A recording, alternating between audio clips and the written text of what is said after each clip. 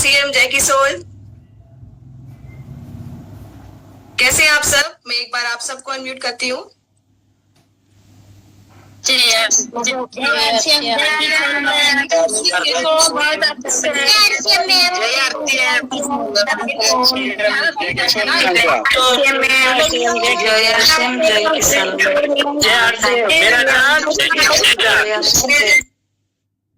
CM जय किशोर। तो जोश कैसा है? आज डे 14 है, तो जोश ठंडा तो नहीं हुआ आप सबका? चैट बॉक्स में बताएंगे मुझे या इशारे से बताएंगे जोश ठंडा हुआ है कि अभी भी लगातार लगे हुए हैं? अगर अच्छा है जोश तो बढ़िया थम्स अप देंगे, थोड़ा थोड़ा डाउन हो रहा है तो थोड़ा थोड़ा थम्स डाउन करेंगे। चलिए, वेरी गुड। अच्छा, इस पूरे सेशन में मुस्कुराहट बनी रहनी चाहिए, क्योंकि ये सब सेशन जितने भी हो रहे हैं 100 डेज में, जितनी भी जानकारी आपको मिल रही है, ये किसके लिए हो रही है? ये किसको मिल रही है जानकारी? किसको फायदा हो रहा है ना? तो अगर हम कुछ सीखते हैं, कुछ अच्छा करते हैं, तो मुस्कुराहट बनी रहनी चाहिए, है ना? वो अंदर खुशी होनी चाहिए, तो अंदर वो खुशी जो है आपके चेहरे पे भी दिखनी चाहिए, क्योंकि मैं जैसा हमेशा कहती हूँ, आपके चेहरे की मुस्कुराहट देख के हम सबको एनर्जी मिलती है ना? और मुस्कुराते हुए चेहरे को हर इंसान पसंद करता है। तो चलिए साथियों, आज का सेशन आगे बढ़ाते हैं। और हमेशा जैसे हम सेशन को आगे बढ़ाने के पहले क्या करते हैं, इंपॉर्टेंट एक चीज बताएंगे आप सब मुझे? हम क्या करते हैं? पीछे का ट्रैक करते हैं, अपना अपना परफॉर्मेंस। ओके, पानी चेक, कितना हुआ पानी? 2 litre, 4 litre, 4 litre, 3 litre. Okay, great. कितने कदम चले? कितने कदम चले? 10 kilometre. Oh my God. Okay okay okay, 10 कदम चले कि 10 किलोमीटर चले? मतलब थोड़ा सा स्पेसिफाई करके लिखिए ना। ओके, चलिए ठीक है।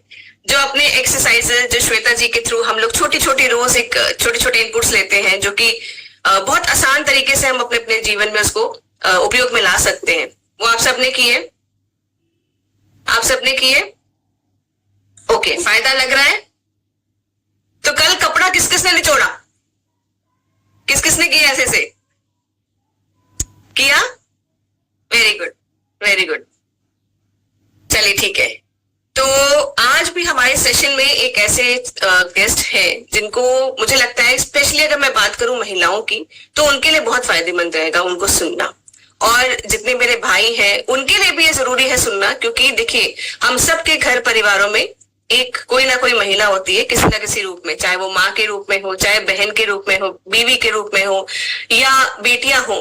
तो हम सबके लिए जागरूक रहना या कुछ जानकारी रखना ऐसा जो कि उनके सेहत से जुड़ी चीज होती है, वो हम सबके लिए ही अच्छा रहता है जानना। तो आज ऐसा ही एक हमारे पास गेस्ट भी रहेंगी जिनको हम बुलाएंगे थोड़ी देर में। पर जैसे कि हम लोग हमेशा एक वर्कआउट वीडियो जरूर देखते हैं, श्वेता जी हमारे लिए ना इतनी मेहनत करके एक वीडियो जरूर रखती हैं जिसको हम लोग जो है हमेशा प्ले करते हैं और सीखते हैं। तो आप सब देखना चाहेंगे? चलिए देखते हैं श्वेता जी आज हमारे लिए क्या लेके आए हैं। मैं आप सबके बीच में वीडियो रख रही हूँ। ह्यूमन बॉडी बहुत ही खूबसूरती और इंटेलिजेंस के साथ बनाया गया है। आज मैं बात करूंगी हमारे कंधों की। तो कंधों को यूं डिजाइन किया गया है कि हम आराम से इसको यूं रोटेट कर सकते हैं। पर हमारे रोजमर्रा की जिंदगी में जो भी हम काम कर रहे हो, ऑफिस का हो, घर का हो, पढ़ाई का काम हो, हमारे हाथों का पोजीशन यूं रहता है और over the period of time हमारे कंधों का रोटेशन नहीं होता, जिससे फ्रोजन शोल्डर की या अपर बैक में जकड़न की अकड़न की शिकायत होने लगती है। तो एक बहुत ही इंटरेस्टिंग और प्यारा एक्सरसाइज है जो मैं मेरे बच्चों के साथ करती हूं, वो मैं आप लोगों के साथ शेयर करूंगी। एक खाली बॉटल ले लीजिए और अपने एक हाथ से दूसरे हाथ में उस बॉटल को यूं पकड़ाते जाइए। That's it.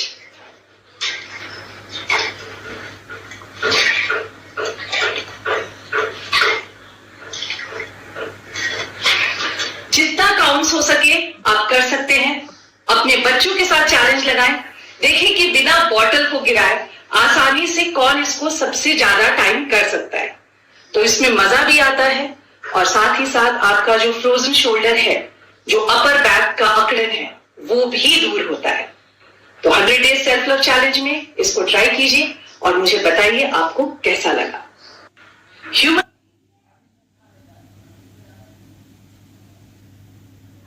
तो सिंपल सी एक्सरसाइज है, कोई इक्विपमेंट नहीं चाहिए, बॉटल तो सबके घर में होगी ना, ठीक है। अब देख लीजिए बॉटल का साइज थोड़ा छोटा बड़ा कर लीजिएगा, जितना अपना हाथ पहुंच पा रहा हो पीछे उस हिसाब से एडजस्ट कर लीजिएगा, ठीक है। पता चला बहुत छोटी बॉटल ले ली और हाथ को वो दे नहीं पा रहे, ठीक है।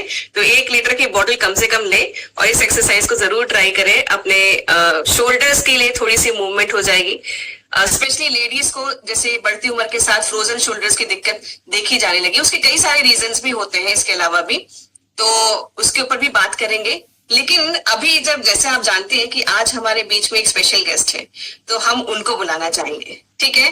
तो मैं बुलाना चाहूंगी डॉक्टर संगीता काबरा जी को, जो कि निर्देशक है कृष्णा हॉस्पिटल की, भारतीय चिकित्सा संघ की एक महिला शाखा के अध्यक्ष भी हैं।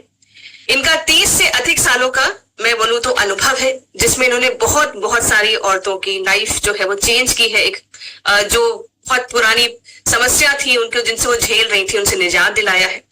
और इन्होंने, मैं कहूं कि काफी सारे एनजीओ से जुड़ के, जो एक होता है ना महिला सशक्तिकरण या महिला को एक अच्छे स्वास्थ्य की दिशा में ले जाने के लिए जो जागरूकता अभियान है, बहुत सारे ऐसे प्रोग्राम्स में पार्टिसिपेट भी किया है। तो ज्यादा टाइम ना लेते हुए मैं डॉक्टर संगीता काबरा जी को बुलाना चाहूंगी हम सबके बीच में। जोरदार तालियों के साथ प्लीज बुलाइए डॉक्टर संगीता जी को। Please ma'am, welcome.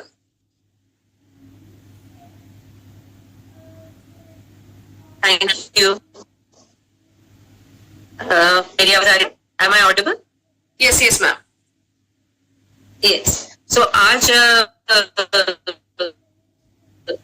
जो आप लोगों का अभी वाला सेशन था, उसमें ये पता चल रहा है कि आप लोग एवरीडे कुछ ना कुछ एक्सरसाइज करने में वाकिफ हैं और कुछ ना कुछ बॉडी के फिटनेस के लिए जरूर कर रहे हैं।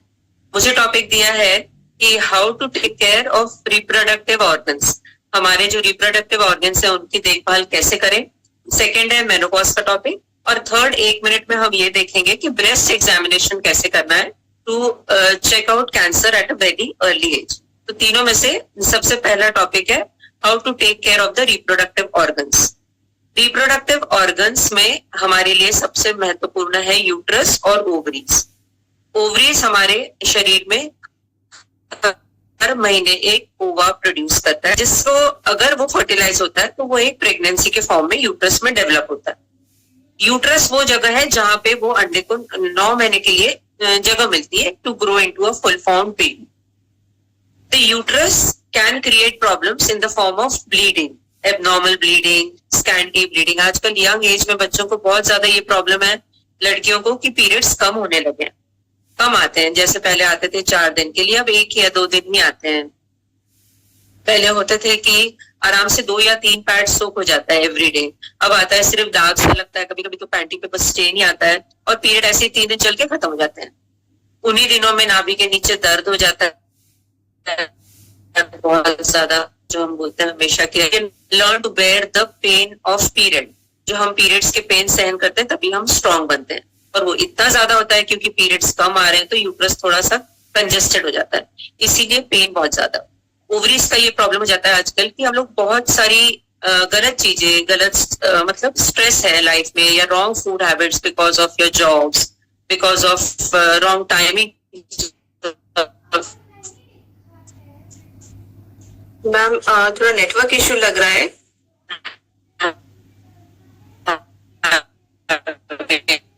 Sorry to interrupt you ma'am, थोड़ा सा नेटवर्क इशू लग रहा है। Food and all. So you need, so I'll try to change the place. Yes ma'am please. Is okay? Ma'am network issue आ रहा है, थोड़ा सा आवाज बहुत कट रही है बीच में। Okay. इसी वाला बंद कर, शायद डायरेक्शन इधर करके देखो, आ जाए। Is it okay? Yes ma'am. It's perfect. Uterus और ओवरीज का फंक्शन प्रिजर्व करने के लिए हमारे लिए बहुत जरूरी है कि हम कुछ नियमित एक्सरसाइजेस का शेड्यूल फॉलो करें, ताकि जब हमें जरूरी हो कि प्रेगनेंसी हो जाए.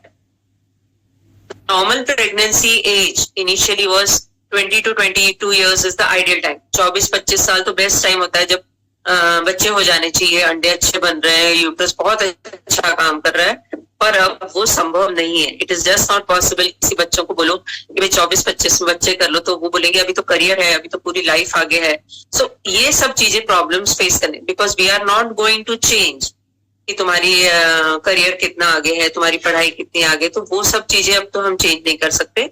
We can preserve the ovarian functions, we can preserve the uterine functions. Uterus अच्छे से काम करे, हमारी ओवरीज अच्छे से काम करे जब हम चाहें, जब प्रेगनेंसी आराम से हो जाए, और यूट्रस दूसरी प्रॉब्लम्स भी ना करे कि जिसकी वजह से हमारे हासिल करे हमारे जॉब्स के बीच. उसके लिए कुछ बेसिक आसनास बहुत जरूरी है, वो अपन एंड ऑफ द सेशन में देख लेते हैं. उसके लिए लाइफस्टाइल बहुत जरूरी है. There should be a regularity in the lifestyle. आप कितने भी बिजी हो, कितने भी व्यस्त हो, आप इतना ध्यान रखें कि आपके बॉडी में प्रोटीन की मात्रा सुबह के समय में बहुत अच्छी चली जाए, ताकि आप दिन भर फिर इंसुलिन को बैलेंस रखो. Insulin is the culprit for PCOD. PCOD is the disease of the younger age group which they are facing every day because of the multiple reason. lifestyle disorder है PCOD. उसको ठीक करने के लिए body में सुबह सुबह एक अच्छा खासा प्रोटीन का सेवरी ब्रेकफास्ट चला जाए, तो आपकी क्रेविंग्स पर शुगर नहीं होगी, तो आप ओवरीज को सेव कर पाओ. You will be able to save the ovaries from all the PCOD symptoms. So वो एक चीज होगी कि सुबह सुबह आपका नाश्ता पूरा भरपूर प्रोटीन के साथ चला जाए. जो अगर वेजिटेरियंस है तो sprout is the main breakfast which they should have every day. उससे आपको दिन भर में आफ्टरनून में भले आप फिर थोड़ा कम खाओ, कुछ भी खाओ तो चल जाता है. Second thing is before living the house make sure that you have done your exercise for the day. उस दिन का सुबह का जो भी आपका एक्सरसाइज शेड्यूल रहेगा फॉर रिप्रोडक्टिव ऑर्गन्स, जो फिक्स 4-5 एक्सरसाइजेस हम अभी बता रहे हैं, वो आप रेगुलर करके जाएं. अपनी प्रेगनेंसी फिर भले आप कितनी भी delay, the later the pregnancy the more the complications. Pregnancy आजकल का normal age group for pregnancy हो गया है 30 to 32 years. 32 years के बाद वाली जो प्रेगनेंसीज होती हैं उसमें बहुत सारे दूसरे कॉम्प्लिकेशंस भी बहुत आ जाते हैं, जिनको ठीक करते करते फिर वो प्रेगनेंसी हम पूरे 9 महीने सेव भी नहीं कर पाते ठीक से. उसके वजह से आप जितना प्रॉपरली प्लान करें प्रेगनेंसी को और उसके पहले के अपने शेड्यूल्स को, तो वो ज्यादा अच्छा. क्या क्या टेस्ट जरूरी होते हैं to have a good reproductive organ? Basic test होता है एक सीबीसी, एक थायराइड, और दूसरा एक D3 का level. D3 plays a very important role in reproduction.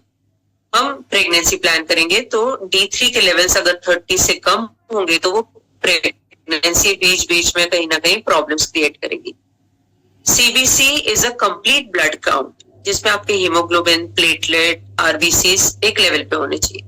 ये सब चीजें अगर व्यवस्थित है, आपको ओवेरियन रिजर्व अच्छा है. ओवरीज में कुछ फॉलिकल्स होते हैं, मिलियंस ऑफ फॉलिकल्स होते हैं हमारी ओवरी में जब हमारी ओवरी काम करना शुरू करती है at the age of 13 menarche में. ओवरीज में बहुत सारे फॉलिकल्स मतलब अंडे होते हैं, small small eggs, the ovaries are full of it. And अगर ये फॉलिकल्स हर महीने एक एक रिलीज हो और वो टाइम तक चलते रहे, तो ये 40 years तक फॉलिकल चलते हैं, हार्मोन्स भी अच्छे बनाते. तो हमारा ओवेरियन रिजर्व पुअर ना हो, इसके लिए हमें एक टेस्ट होता है AMH. अगर कोई प्रेगनेंसी बहुत ज्यादा डिले कर रहा है तो उसका अपना ओवेरियन रिजर्व चेक करना चाहिए. अगर ओवेरियन रिजर्व कम है तो they should not delay the pregnancy at all. हम अपने रिप्रोडक्टिव ऑर्गन्स पे चेक रखना बहुत जरूरी है for all types of girls who want to plan late pregnancies. Folic acid एक ऐसा विटामिन है जो हमें at least 1 month before whenever you plan pregnancy ये लेना जरूरी. 5 मिलीग्राम की एक छोटी सी फॉलिक एसिड की टैबलेट आती है, उसे हम 1 महीना पहले लें. बॉडी में फॉलिक एसिड के लेवल्स मैच्योर लेवल तक पहुंच जाए, फिर उसके बाद फर्स्ट ट्राइमेस्टर में कोई भी प्रॉब्लम नहीं आती. फर्स्ट ट्राइमेस्टर मतलब 3 months of the pregnancy. So that is the crucial time when the brain development goes on. तो बॉडी का level with full of folic acid, full of proper CBC, full of D3 and a thyroid level less than 3. Thyroid check करे बिना कभी भी pregnancy plan करना उचित नहीं है. ये हमारे रिप्रोडक्टिव ऑर्गन्स को ठीक रखने के लिए एक हार्मोन है. फर्स्ट ट्राइमेस्टर के अबॉर्शंस बहुत हो जाते हैं जब हमारे थायराइड लेवल्स बराबर नहीं। ये स्ट्रेस है जो हमारे थायराइड लेवल्स को ऊपर नीचे करता है। ये स्ट्रेस है जो हमारा पीसीओडी ले आता है। ये स्ट्रेस है कि जब हम जब चाहें तो प्रेगनेंसी नहीं हो पाती। सो ये स्ट्रेस कम करने के लिए योगा, कुछ फिक्स 3-4 एक्सरसाइजेस और प्राणायाम, इन्हें न भूलें। चाहे हम कितने भी बिजी हो जाएं, पर ये 3-4 चीजें नहीं भूलना है। 4 पोजेस बता रहे हैं जिसमें आपको whenever you are planning pregnancy, उससे पहले आपको पोजेस बताएंगी ऋतु, जो एक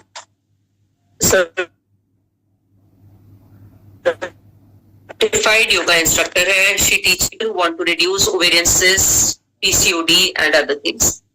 First pose will be the lie down or Titriyasana. लेट के एड़ियों को एकदम पास लाके अपने पास करना, जैसे हम बटरफ्लाई पोज के लिए रेडी होते हैं, उसके बाद लेटना है. इनको जितना पास है एंड देन लाई डाउन. ये पोज, ये स्ट्रेच कर रहा है पेल्विस को. पेल्विस जितना खींचेगा, जितना स्ट्रेच होगा, ओवेरियन और यूटेराइन लिगामेंट्स बहुत ज्यादा अच्छे से ब्लड फ्लो लेंगे बॉडी में. उसके वजह से ये पोज सबसे इंपॉर्टेंट है. लाइंग डाउन तितली पोज. ये पोज आप सुबह भी करें, लेटे जब करें, जब सो जाए तब भी एक बार कर सकते हैं. To have a easy blood flow it is important. To have a easy pregnancy also it is very important. Second pose is मार्जारी आसन, कैट कैमल पोज.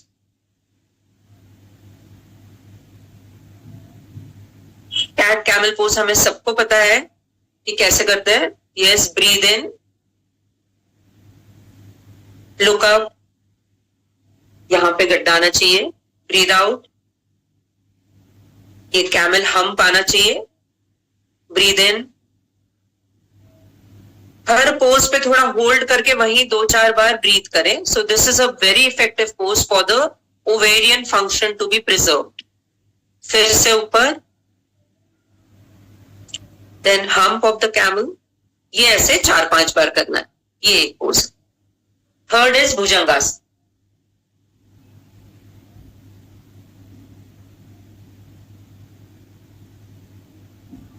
दोनों हाथ पे सपोर्ट लेके पूरा स्ट्रेच ओवरीज पे लेना है. ये सारा स्ट्रेच ये यहाँ पे आ रहा है, ये ओवरीज पे आएगा और यूट्रस पे आएगा. ये स्ट्रेच उसके ब्लड फ्लो को फिर से बढ़ाएगा. छोटे छोटे सिस्ट डिसॉल्व कर देगा, पीसीओडी को भी डिसॉल्व कर देगा. ये है भुजंगासन का holding pose. Variation of bhujangasana is tie your hands behind, ऐसे पीछे बांध के फिर लिफ्ट करें, होल्ड करें. हर पोज पे होल्ड करना है. 4-5 ब्रेथ तक होल्ड करना है. ये एक पोज है. तो भुजंगासन, मार्जारी और सबसे पहला तितली आसन, ये 3-4 आसन हमारे लिए बहुत यूजफुल है अगर हम अपने रिप्रोडक्टिव ऑर्गन्स को फंक्शनिंग रखना चाहते हैं.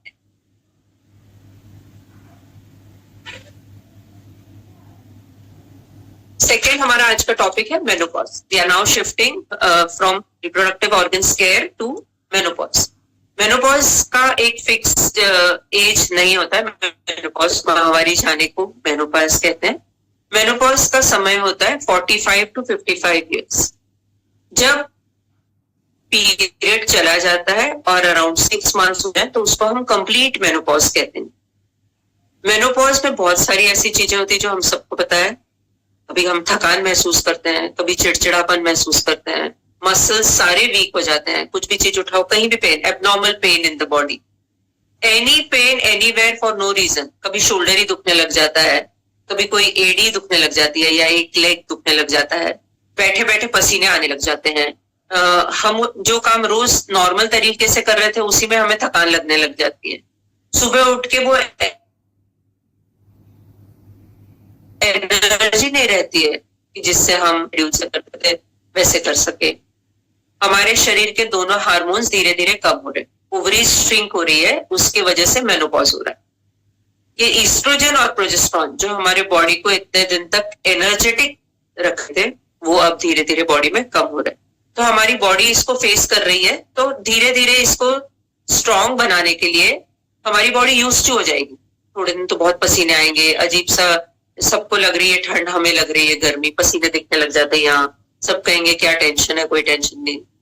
कभी कभी हम बैठे बैठे ही परेशान, खुद से परेशान हो जाएंगे, कभी कोई दुख नहीं है तो भी हम दुखी हो जाएंगे, सब देखो तो हाँ ये भी ठीक है, ये भी ठीक है, सब कुछ ठीक चल रहा है, पर हमें लगेगा नहीं, I am not happy. So these are the symptoms of menopause. So menopause का जो फेज आता है, जो चेंज ओवर ऑफ हार्मोन्स होता है, उन दिनों में हमें मेंटली स्ट्रांग रहना बहुत जरूरी। मेंटली स्ट्रांग रहने के लिए हमारी डाइट बहुत इंपॉर्टेंट है और हमारा एक्सरसाइज शेड्यूल भी बहुत इंपॉर्टेंट। डाइट अगर बराबर जाएगा, don't plan to reduce your weight when you are menopausing. Menopause में 6 से 7 किलो वजन हर एक का बढ़ता है।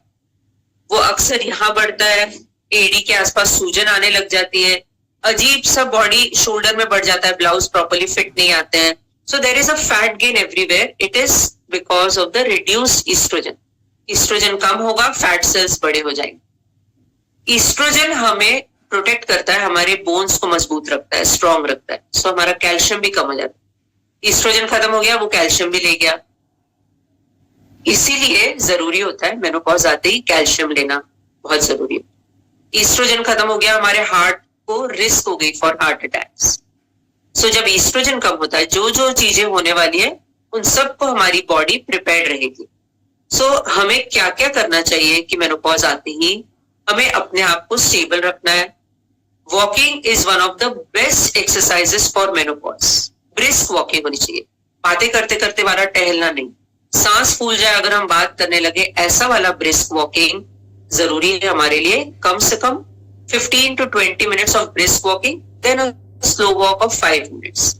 वो ब्रिस्क वॉकिंग से हमारे जो ये बोनी पेन्स है, बोन जो पोरस हो जाते हैं, सारे बोन्स वीक हो जाते हैं, ये सब बोन्स वॉकिंग से स्ट्रांग बन जाते हैं। Blood flow towards the bone increases, blood flow towards the muscle increases, ये सब ब्लड फ्लो से हमारा स्ट्रेंथ बढ़ता है।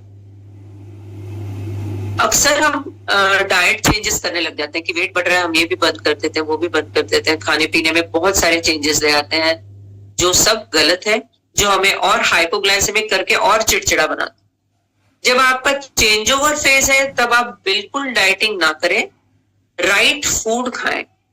Change over, make a shift from carbohydrate to protein, choose your food properly.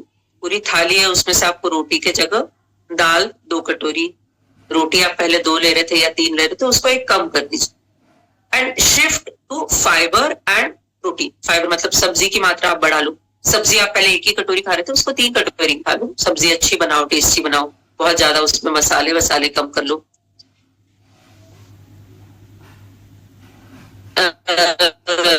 And protein जब आप फुल खाओगे तो आपको कभी शाम तक चिड़चिड़ापन नहीं लगेगा। Protein is a women's best friend. तो आप ये सीखें कि प्रोटीन क्या है हमारे डाइट। सब लेग्यूम, सब दालें, सब स्प्राउट, घर का पनीर, ये सब प्रोटीन है। ये सब प्रोटीन की मात्रा अगर हम बढ़ाते हैं, छाछ is a very good protein. Vaginal infections जो हो जाते हैं मेनोपॉज में, बहुत ज्यादा इचिंग होती रहती है बिकॉज ऑफ ईस्ट्रोजन। ईस्ट्रोजन अपने साथ बहुत चीजें ले गया है, दिन हमें जो बहुत आराम दिया है ईस्ट्रोजन ने, वो बहुत चीजें ले। वाइट डिस्चार्ज होना, रेगुलर इचिंग होना, ये सब चीजें प्रोबायोटिक से ठीक होती है। सो छाछ is a very good probiotic. तो व्हेनेवर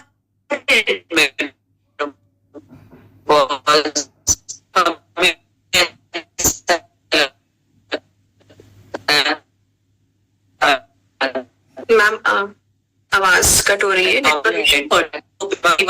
वो important.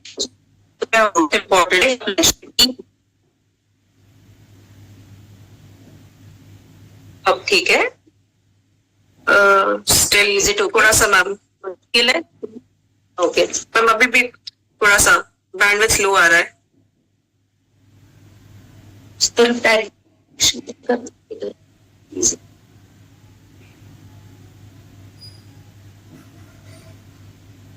Is it okay? Yes, ma'am. Is it fine?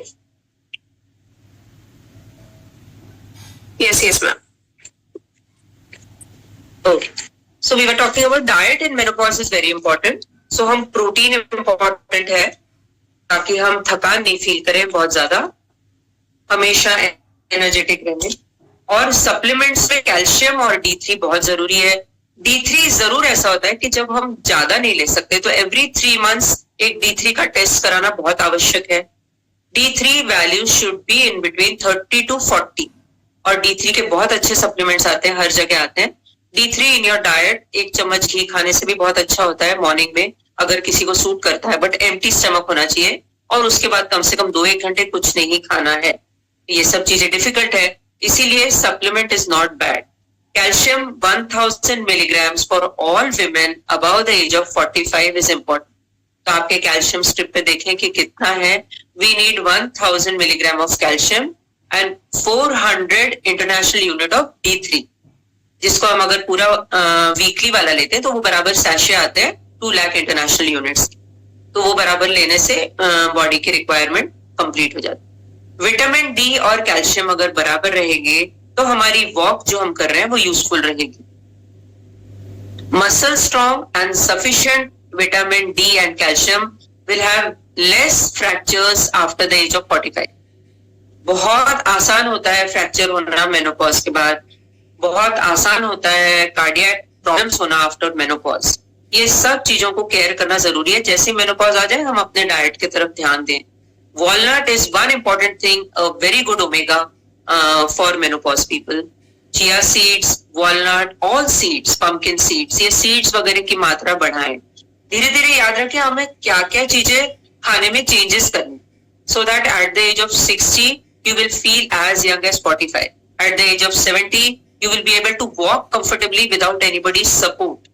हमें नहीं चाहिए किसी का सपोर्ट लेना, हम नहीं चाहिए कि क्या पकड़ के उठे ऐसे करें। At the age of 60 today I can do strong exercises even today because of my diet changes.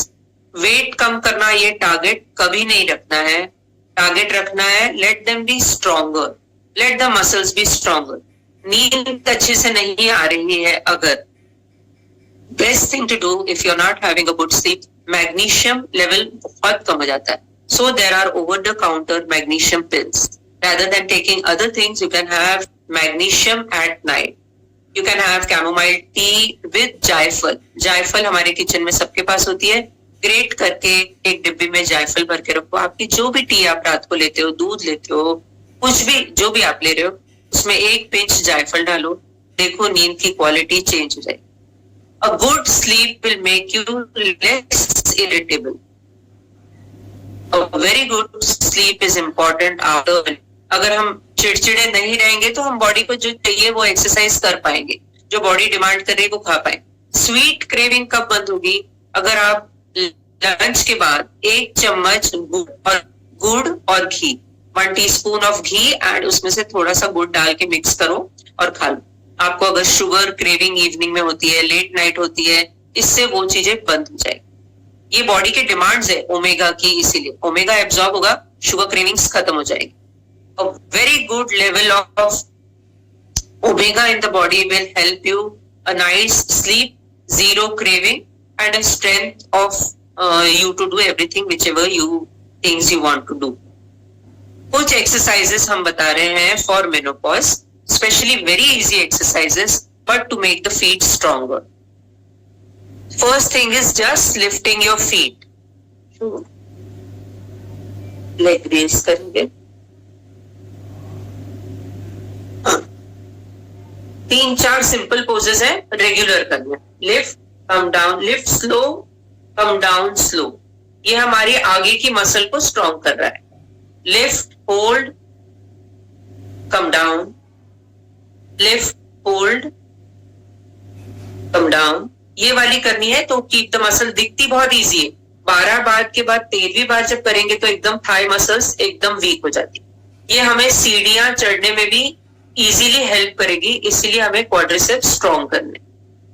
The next is पीछे वाली लेग लिफ्ट बिहाइंड, यस, मोड़ दो नी को, कम डाउन। ये पीछे वाला मसल स्ट्रॉन्ग कर रहे हैं। Lift, come down, lift, come down. ये सारे ग्लूटियल हिप्स के मसल स्ट्रॉन्ग होंगे तो हमारी वॉक भी एक एक पाँव पे ऐसी टेढ़ी टेढ़ी नहीं होगी. We need to come with a strong quadriceps and a very strong hamstring. ये दोनों मसल्स के स्ट्रॉन्ग होता है. फिर अब दीवार पे सहारा लेके एड़ियां उठानी है. 1, कम डाउन, धीरे आना है नीचे, तेज जाना ऊपर.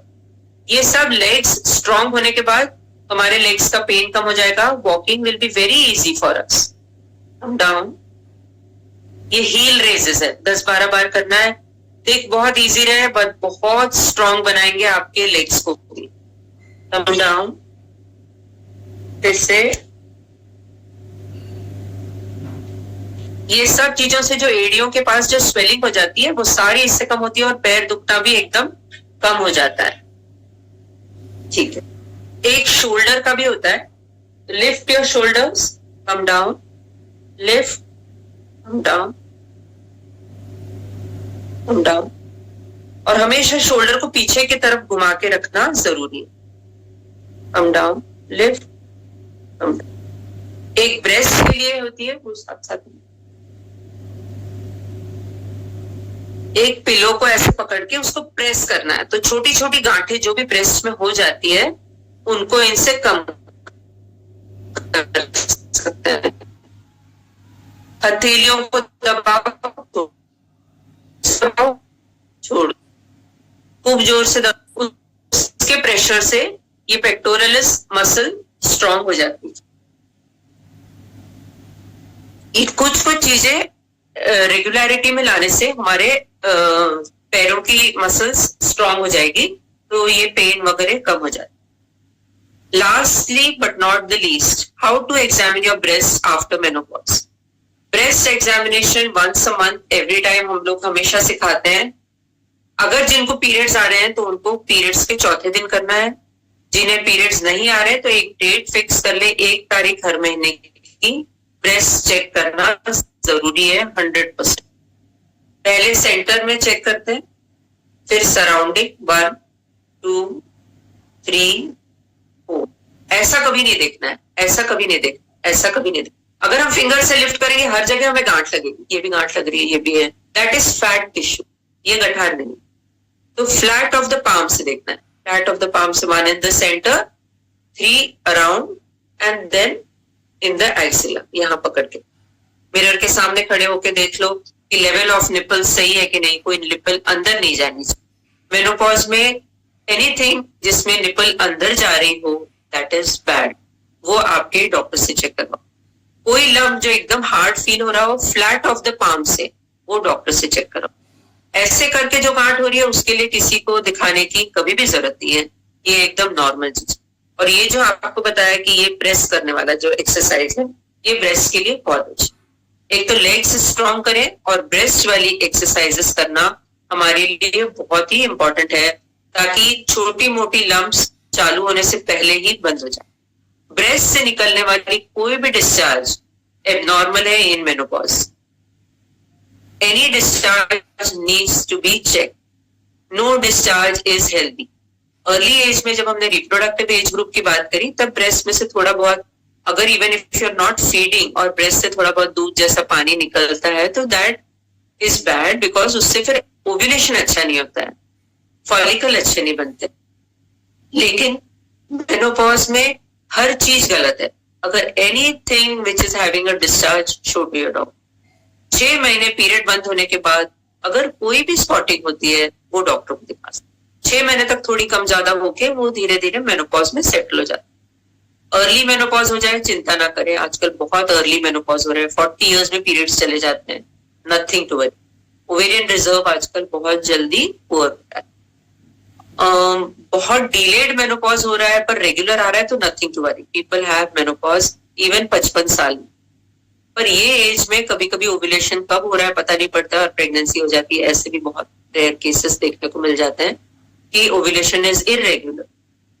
Vaginal dryness is also one important factor after menopause. बहुत ड्राई वजाइना हो जाती है जो जिसमें इंटरकोर्स के बाद कभी कभी छिल जाती है या वजाइनल इन्फेक्शन से. So nothing like a normal coconut oil for any vaginal dryness. बहुत दवाइयां आती हैं जिनको अगर मेनोपॉजल सिम्टम्स बहुत सीवियर हो रहे हों तो there are safe medicine for menopause also, जिसमें हम कभी कभी एक पैच लगा देते हैं जो 6 महीने चलता है, कभी हम कोई इंजेक्शन दे देते हैं जो 3-3 महीने चलते हैं, ताकि वो हार्मोन धीरे धीरे बॉडी में रिलीज होता है, बॉडी को आदत हो जाती है. Body is not use to suddenly इतने साल 40 साल तक तो ईस्ट्रोजन प्रोजेस्टेरोन बहुत अच्छा बन रहा है, सडनली बॉडी विड्रॉ कर रही है. तो वो सडन विड्रॉल को टेपर करने के लिए हम सप्लीमेंट्स देते हैं. बहुत बार ये सप्लीमेंट से बॉडी यूज टू हो जाती है, फिर ठीक. Nothing like pranayam and exercise to manage menopausal symptoms. सब काम एक तरफ, अपने आप के लिए 1 घंटा सुबह निकालना बहुत जरूरी है. तब भले आप कुछ मत करो, सिर्फ नॉर्मल ब्रीदिंग भी करते रहो तो भी वो बहुत जरूरी. अपना चिड़चिड़ापन हमें ही सॉल्व करना है, तो वो एक्सरसाइज और प्राणायाम द्वारा हम सॉल्व कर सकते हैं. मेडिकेशन की कोई जरूरत नहीं होती है. अपने आप को बिजी रखना बहुत अच्छा है. सब अपने अपने कार्यों में व्यस्त रहते हैं. आप लोग तो सब वर्क कर रहे हैं RCM में, तो you're working very hard, so take care of yourself. अपने आप को फिट रखें. आपको बिजी रहने के लिए तो और कुछ हॉबीज रखने की जरूरत नहीं है. Priyanka is doing so well. She is keeping all of you so busy, so nicely. Any queries if anywhere or I have missed anything, तो आप लोग जरूर पूछें. I'm here to answer. Thank you ma'am, thank you so much. And I think मुझे लगता है कि आज का ये सेशन काफी ज्यादा स्पेशल है, क्योंकि कोई ना कोई ऐसी प्रॉब्लम मुझे लगता है हर घर में देखने को सुनने को मिलती है. मैं यहाँ पर मैंने कुछ क्वेश्चंस आपके लिए रखे हैं. मुझे लगता है कि वो शायद हम सबके कुछ कॉमन क्वेश्चंस होंगे. मैं सबके बिहाफ पे वो क्वेश्चंस आपसे पूछना चाहूंगी. आजकल अर्ली मेनोपॉज जो देखने को मिल रहा है मैम, उसका कोई एक खास रीजन हो सकता है क्या? Diet is the main reason for early menopause. और मेनार्की बहुत जल्दी चालू हो रही. जो पीरियड पहले 13 साल में 14 में चालू होते थे, वो अब तो 9 साल के बच्चों को भी पीरियड्स आने लगे. ओवरीज में रिजर्व फिक्स्ड है. ओवरीज का रिजर्व जितने ओवा है बॉडी में वो फिक्स्ड है, तो फिर वो जल्दी खत्म होने लग जाते हैं. कि बहुत बार हम जो फूड ले रहे हैं वो भी हमारे ओवरी को ब्लड फ्लो कम कर देता है. तो अर्ली मेनोपॉज इज दैट. और ये बहुत नुकसान वाली चीज बिल्कुल नहीं है. हमें उससे घबराने की जरूरत नहीं. ओके मैम, जो एक्सरसाइजेस आपने बताई तो वो हम सब किसी भी एज ग्रुप में कर सकते हैं? किसी भी एज ग्रुप में कर सकते हैं. रिप्रोडक्टिव एज ग्रुप वाली एक्सरसाइजेस बहुत अच्छी हैं, तो वो करना हमारे सबके लिए बहुत जरूरी है. लेट एज वालों को जो लीकिंग ऑफ यूरिन हो जाता है, कभी कभी खांसी करो पेशाब आ जाता है, कभी ट्रैवल में यूरिन रोक नहीं पाते हैं, उनके लिए जो पिलो बीच में रख के जो एक्सरसाइज हमने बताई है वो बहुत इंपॉर्टेंट. कीगल्स वाली एक्सरसाइज तो वो पाव के I think we have missed that. I still one more exercise again in a minute. Okay. And ma'am one more question कि आजकल बहुत कॉमन है, एम आई ऑडिबल मैम?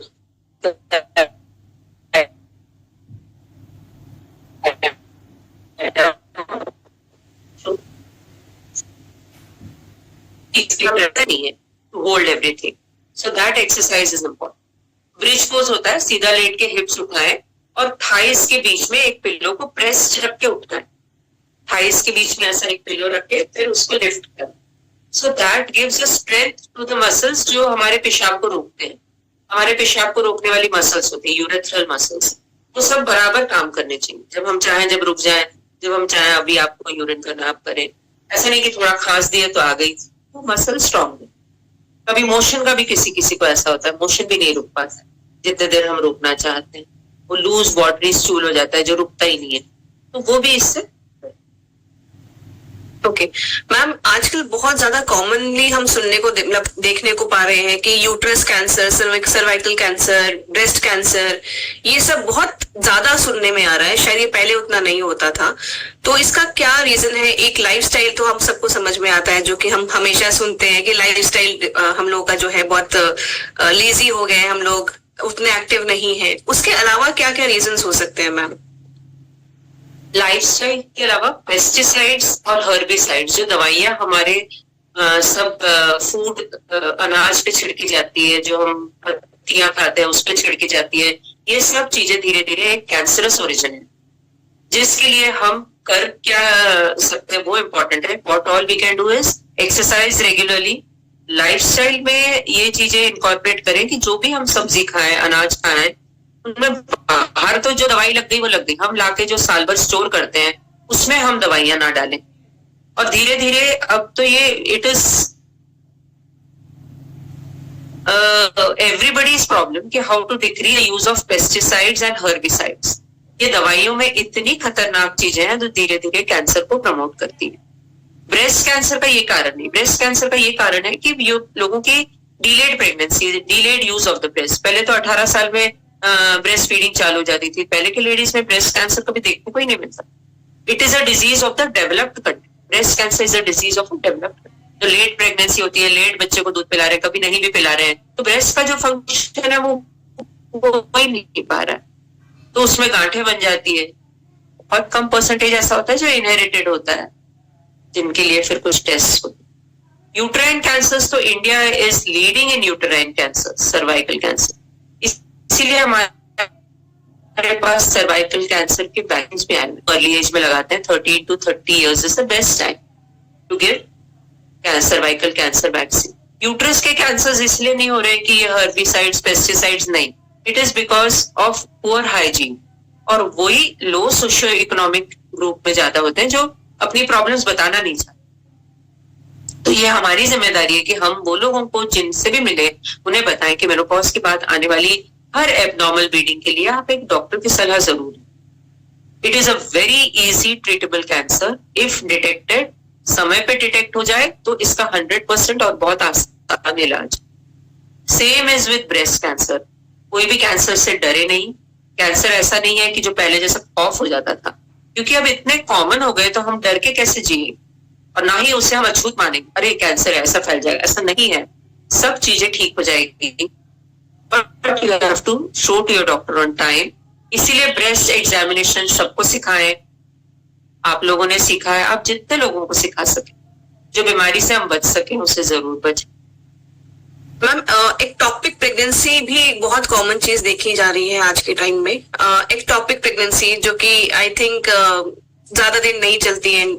मुझे उसका पीछे का साइंस नहीं पता है, but I just wanted to know about it. Ectopic pregnancy is pregnancy which is not in the uterus. जो नॉर्मल यूट्रस के अंदर प्रेगनेंसी ठहर रही है वो कहीं और ठहर जाए तो वो ectopic means other place than the uterus.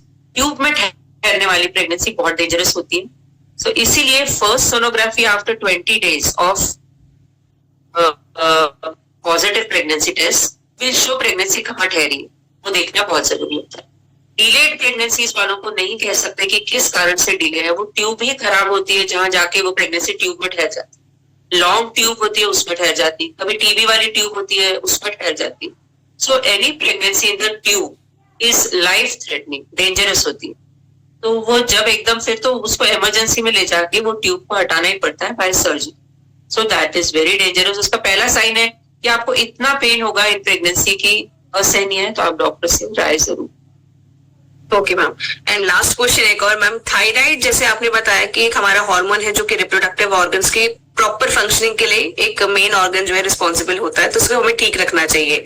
तो मान लीजिए किसी को थायराइड की प्रॉब्लम है, डायग्नोस हुई, तो what is the like diet, कैसे हम लोग को ख्याल रखना चाहिए. एक्सरसाइजेस तो चलिए हमें समझ में आता है कि गले के कुछ योगा आसन है, एक्सरसाइजेस है, वो हम कर सकते हैं, बट व्हाट डाइट में हमें क्या क्या प्रिकॉशंस लेने चाहिए. डाइट में बाहर का फूड बिल्कुल अवॉइड करना चाहिए. जिनको भी थायराइड है, सब चीज की एक ही मर्ज है कि fast foods are bad. Whatever food is in your kitchen is never bad for anything.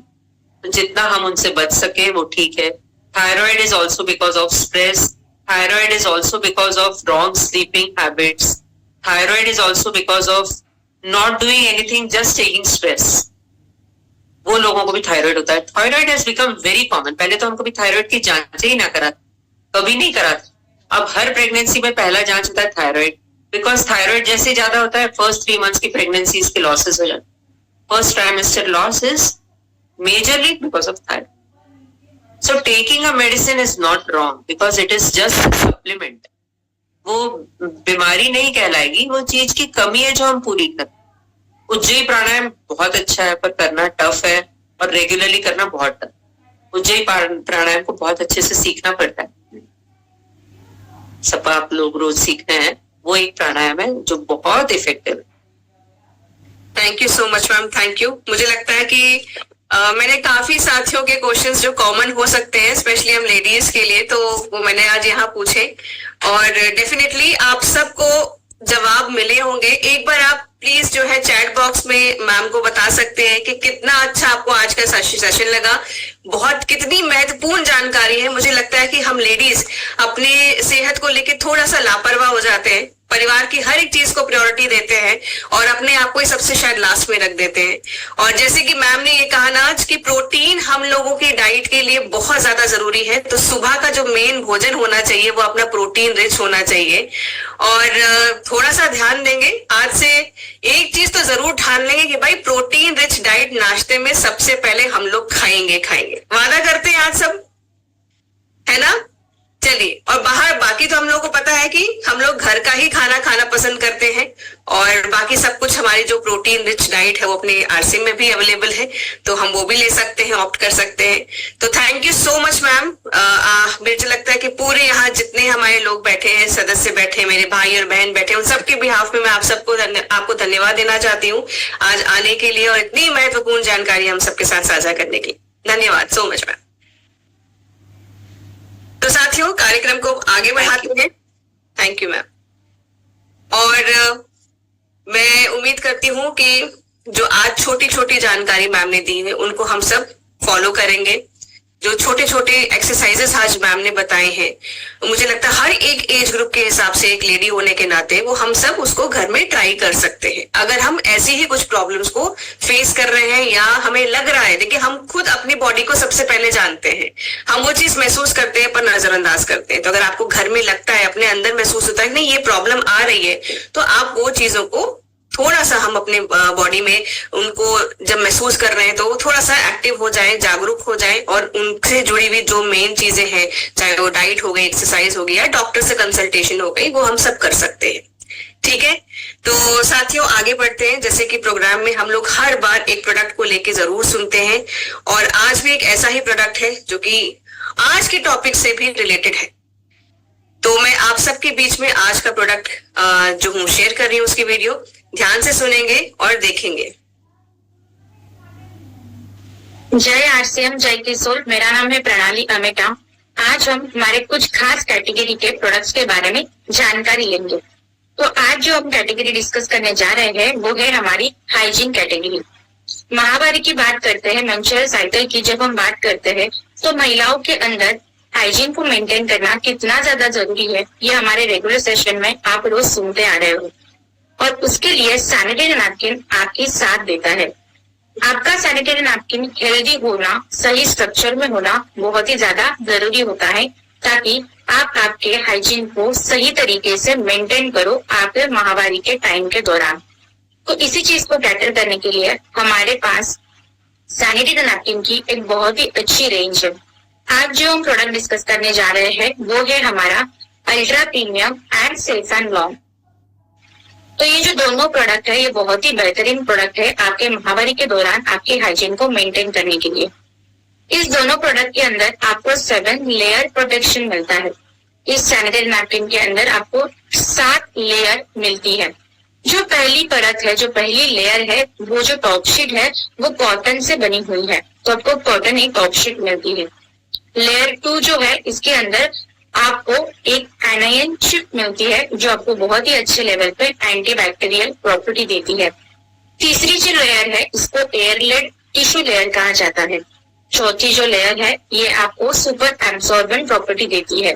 आपके हेवी फ्लो को सही तरीके से एब्सॉर्ब करने के लिए ये आपकी चौथी लेयर आपको मदद करती है।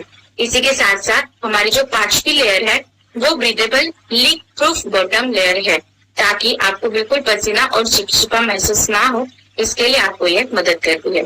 इसके साथ आती है लेयर 6 जो आपको अडेसिव ग्लू रिलीज पेपर के साथ आती है, जिसकी मदद से आप सही तरीके से आपके पैंटी के ऊपर सैनिटरी नैपकिन को सही तरीके से प्लेस कर सकते हो। और लास्ट जो 7वीं लेयर आती है जिसको बैग फिल्म रिलीज पेपर कहा जाता है, जिसकी मदद से आप आपके सैनिटरी नैपकिन को सही तरीके से प्लेस कर सकते हो बिना हिले, ताकि आपको कोई भी अनकॉन्शियसनेस या डिस्कम्फर्ट वहां पे ना हो। तो ये हमारा जो कीसोल का safe and long and ultra premium sanitary napkin है, ये आपको 2 साइज में मिलता है। अल्ट्रा प्रीमियम की बात करूँ तो उसकी साइज है एक्सेल, और सेफ एंड लॉन्ग की बात करूँ तो उसकी साइज है डबल एक्सेल। दोनों प्रोडक्ट में आपको 6 पैड्स मिलते हैं, 6 पैड मिलते हैं, जो आप आपके माहवारी के दौरान मेंस्ट्रुअल साइकिल के टाइम पे इस्तेमाल कर सकते हो। आपको ये जरूर ध्यान देना है कि आपकी सैनिटरी नैपकिन आपको हर 4 से 5 घंटे के बाद चेंज करना है, और जब भी आप सैनिटरी नैपकिन को चेंज करो तो आपके इंटीमेट एरिया को इंटीमेट वॉश से वॉश करना मत भूलिए। तो हमारे ऐसे बेहतरीन प्रोडक्ट की जानकारी हम आपको रोजाना दे रहे हैं, तो मैं आशा करती हूँ ये सारी जानकारी और हमारे प्रोडक्ट आप साथियों के साथ, आपके दोस्तों के साथ शेयर कर रहे हो। हर घर हमें ये प्रोडक्ट पहुंचाना है, ताकि हाइजीन के ऊपर हम अच्छा सा काम कर सके और हाइजीन के लिए हम बढ़िया काम कर सके। तो हाइजीन एक हमारे जीवन का हिस्सा हमें बनाना है और हमारे सेहत को हेल्दी बनाना है। ये जो प्रोडक्ट है इसके बहुत सारे फीडबैक आ चुके हैं, तो ये फीडबैक, अनुभव और ये प्रोडक्ट हर घर आप पहुंचाओगे, ये मेरी सभी से रिक्वेस्ट होगी। Till the time, thank you so much. जय आरसीएम, जय किशोर।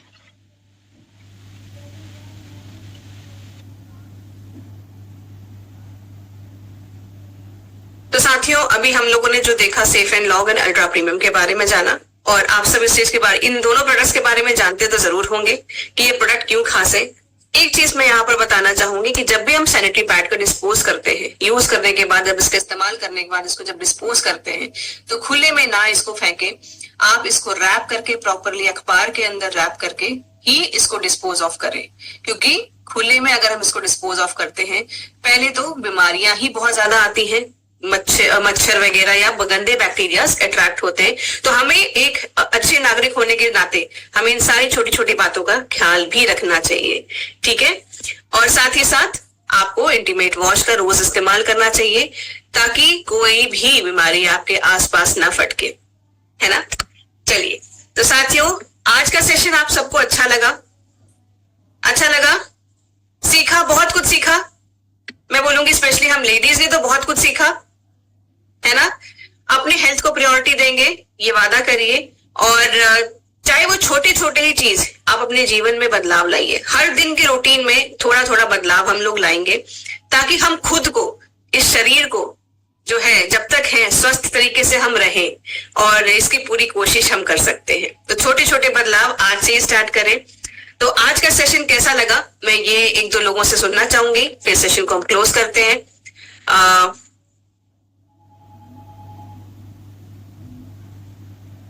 दर्शना Dawe ji. Thank you ma'am. मैं आरसीएम जय किशोर मैम।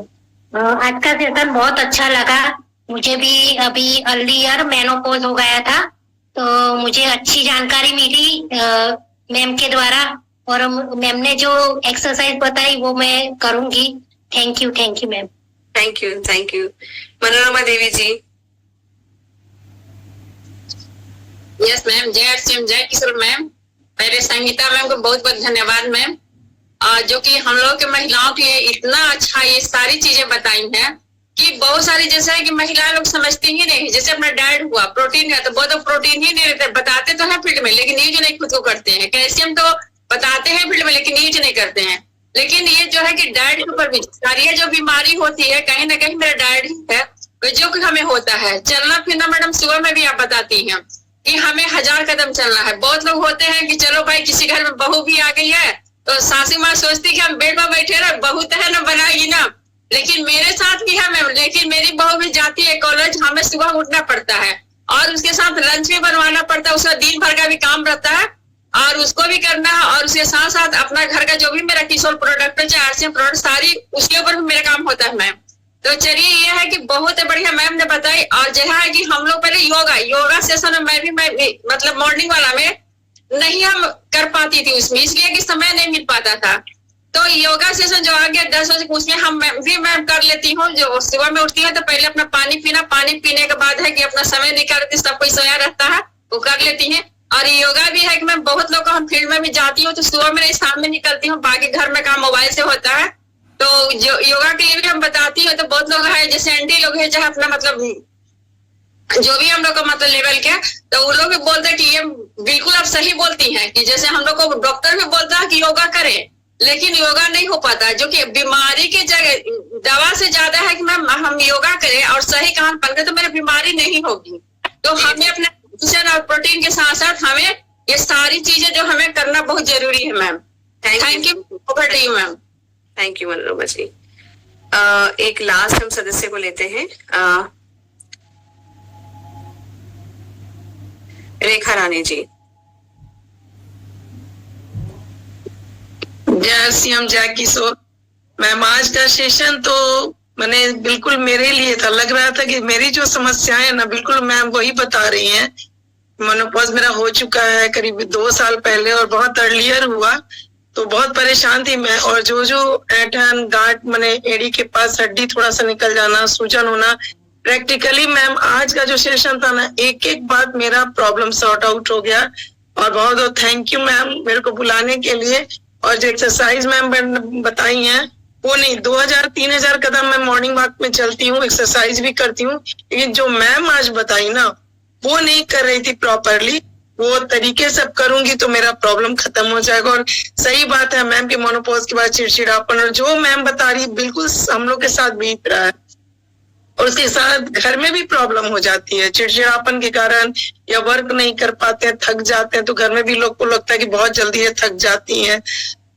सब होने के बाद फिजिकल फिट होना तो मैम बहुत जरूरी है। Thank you ma'am once again. आज का सेशन बहुत ही जोरदार, आज 7 तारीख से हम लोग ज्वाइन किए, लेकिन आज का सेशन जैसा मेरे को कभी सेशन नहीं लगा। सब तो अच्छे ही है लेकिन आज मेरे लिए था। Thank you ma'am. Sorry ma'am. Thank you so much. Thank you Sangeeta जी।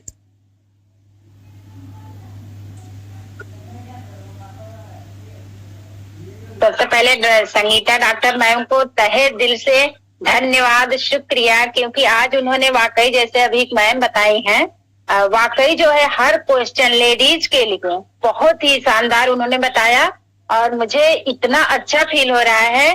और मैं तो सबसे ज्यादा धन्यवाद सत्या मैम को करूंगी कि वो 10 बजे हम लोगों के लिए जो ये सेशन चला रही हैं बहुत ही अच्छा, क्योंकि बहुत सारे जब से मैं 7 तारीख से लेकर अब तक सेशन में ले रही हूँ इतना जागरूक, क्योंकि बहुत सारी महिलाएं भले थोड़ा बहुत जागरूक है, लेकिन इससे मैं जान रही हूँ कि बहुत सारी हमारी जितनी बहनें यहाँ जुड़ती हैं, जितनी दीदी लोग जुड़ती हैं, उनका वाकई जो है इतना अंदर से दर्द रहता है कि वो अपने लिए वाकई कुछ नहीं कर पाती हैं। और इस जो आप में हमारी आदरणीय प्रियंका मैम के लिए इतना शानदार, मैं तो हमेशा शुक्रिया अदा करती हूँ, हमेशा धन्यवाद बोलती हूँ कि जो महिलाओं के लिए ये सेशन आप चला रहे हैं ना, उसके लिए बहुत बहुत दिल से धन्यवाद देती हूँ। क्योंकि यहाँ एक एक दिन आप जो एक एक लोगों को, चुनिंदा लोगों को यहाँ लेकर के आती है ना, आज सोचिए कि वाकई इतना अच्छा, जो सबसे ज्यादा यूट्रस पे बोली, इस पे हम लोग जब फील्ड में निकलते हैं बहुत सारी महिलाओं को जो है हम लोग सुनते हैं तो हम सोचते हैं कि इसका समाधान कैसे करें, लेकिन आज मुझे पता चला मैं एक एक जो सीबीसी जांच, जो वो जितनी जांचें उन्होंने मैम ने बताया वो सारा मैंने लिखा है और मैं ये सारी चीजें महिलाओं का समाधान कर